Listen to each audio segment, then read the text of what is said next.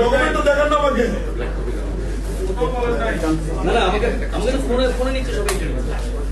কোথায় দেখান একটা ডকুমেন্ট? তেমন কই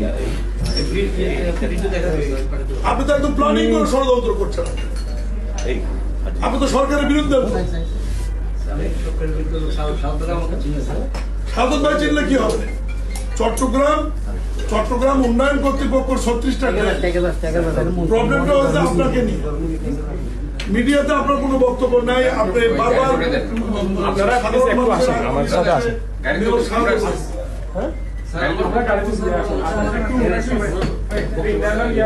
আপনি বক্তব্য দেন না, আপনার বক্তব্য নেয় না, এটা কোনো কথা না। সাংবাদিক ভাইরা আমরা এখানে কোনো ব্রিফ করবো না। আমরা প্লিজ কর্তৃপক্ষ চেয়ারম্যান আপনি চট্টগ্রাম